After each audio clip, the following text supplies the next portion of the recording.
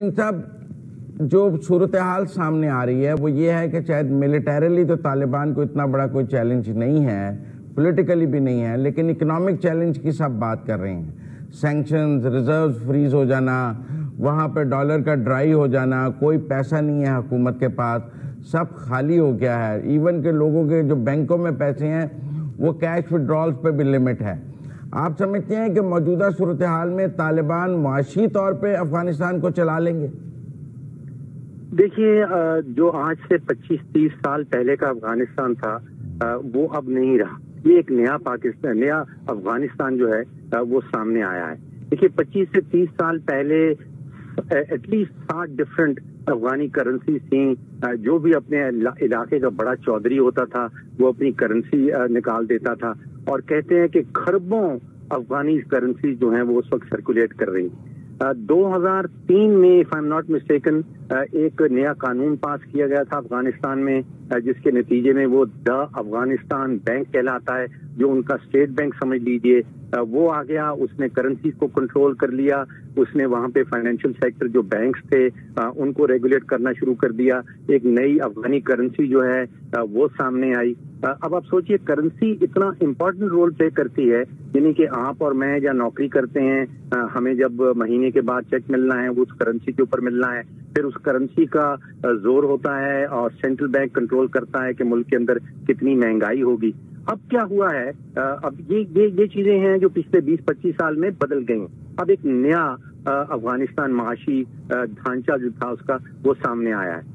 اب طالبان کا جب سے ٹیک اوور ہوا ہے اس کے بعد ایک دوبارہ بہت گہری قسم کی تبدیلیاں آ گئی ہیں، یعنی کہ جو سینٹرل بینک کا گورنر تھا وہ اچانک ایک فوجی طیارے میں بیٹھ کے اور افغانستان سے نکل گیا۔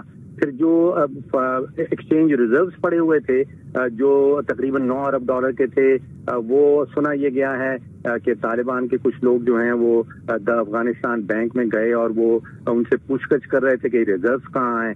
ان کو معلوم یہ ہوا کہ جو ڈالر کے ریزروز ہیں وہ تو نیو یارک میں پڑے ہوتے ہیں فیڈرل ریزرو کے پاس۔ پھر بائیڈن ایڈمنسٹریشن نے وہ ریزروز جو ہیں ان کو بھی فریز کر دیا۔ یہ بھی تو کہا جا رہا ہے کہ وہاں کیش ڈالر اتنا پڑا ہے لوگوں کے پاس کہ بینکنگ چینل کے مسائل ہوں بھی تو لوگ کراس بارڈر کیش ڈالرز میں ٹریڈ کر لیں گے، اور سوائے بجلی کی پیمنٹ کے اور کوئی مسئلہ نہیں ہوگا۔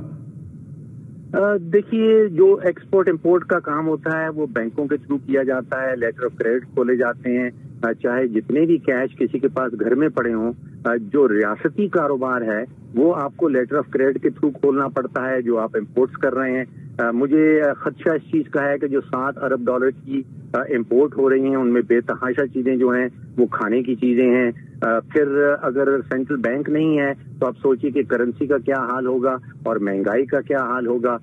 اگر افغانستان 7 ارب ڈالر کی امپورٹ نہیں کر پائے گا تو بہت ساری چیزوں کی جو ہے وہ قلت ہو جائے گی افغانستان کے اندر۔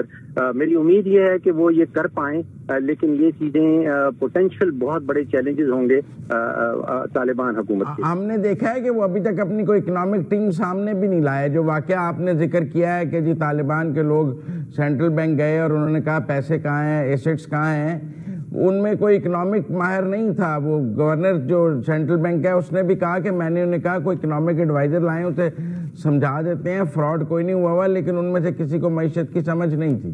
افغانستان کی جو سچویشن نظر آ رہی ہے کہ جو بہت سارے پڑھے لکھے لوگ ہیں، اور آپ اندازہ کیجئے کہ وہ بہت بڑھ گئے ہیں پچھلے 20 سالوں میں، یعنی کہ آج سے 20 سال پہلے جو 2001 کی فگرز آتی ہیں تقریباً 7 سے 8 لاکھ اسٹوڈنٹس تھے پورے کے پورے افغانستان میں، اور آج وہ 1 کروڑ پہ پہنچ گئے ہیں۔